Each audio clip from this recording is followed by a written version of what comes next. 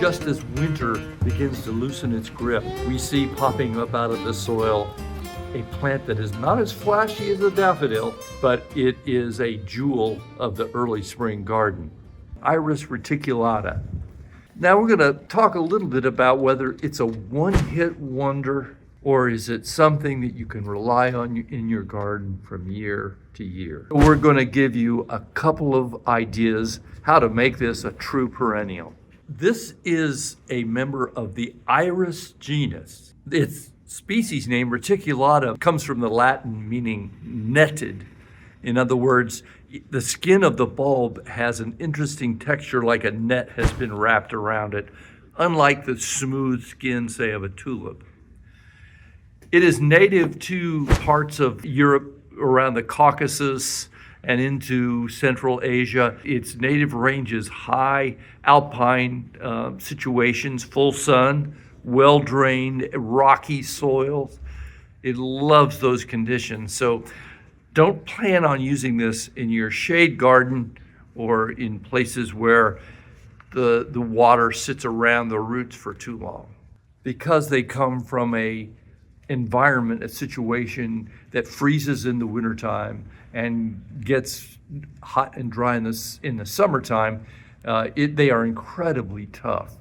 So they're thriving in zones 5 through 9, although I'll bet you could get away with it in colder climates if you have the right soil conditions. If you're worried about introducing an invasive plant into your garden or your landscape, it is not going to be aggressive in the same way that squill or some of the other bulbs, early spring bulbs we've talked about.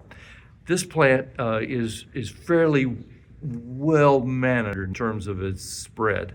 In fact, many people have a hard time keeping it from one year to the next, but we'll solve that problem right now. But first, if you appreciate knowing more about the plants in your garden and your garden in general, hit that subscribe button. The first important note for growing Iris Reticulata is to plant them deep, 4 to 5 inches. You'll see on the instructions when you get the bulbs in the fall, they recommend 3 inches. But the deeper you plant them, the less likely they are to produce the little bulblets. Some call it shattering, naturalizing. Some bulbs naturalize very nicely. A lot of crocuses, they send out pups off of the bulb, and it doesn't harm the original parent bulb at all, but it just continues to grow, naturalize. But Iris Reticulata don't really, when they produce these pups, it robs the parent bulb of vigor, and it soon dies out. The deeper you plant it, 5 inches deep, the better off it is. The second point is I would call the Alpine advantage. This is remembering that the soils in which this plant thrive are well-drained, rocky soils, often calcareous and a lot of limestone. So you want to have a well-drained soil. If you see water pooling in that area where you've planted Iris Reticulata, you're going to have some problems. So well-drained soil and plant them 5 inches deep. Here's another point that you might remember when considering your early spring bulb plantings. Iris Reticulata does not appeal to rabbits and deer and other wildlife. It has a compound in it that makes it unpalatable for them. It's not really poisonous, but they seem to ignore it.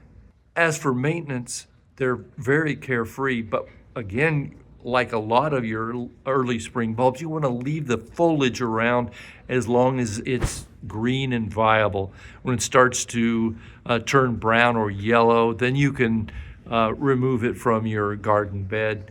These do really well in the rock garden area. As you can imagine, their native range, there's a lot of rock that they live in.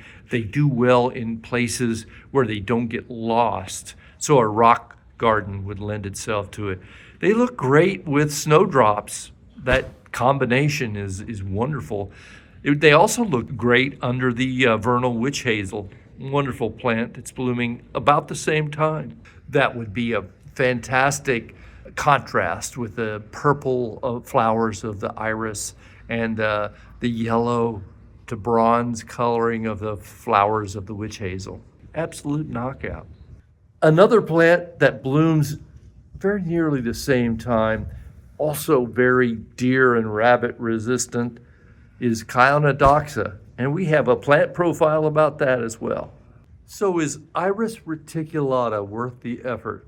Is your Iris Reticulata reliable from year to year, or does it disappear? Add your comments below.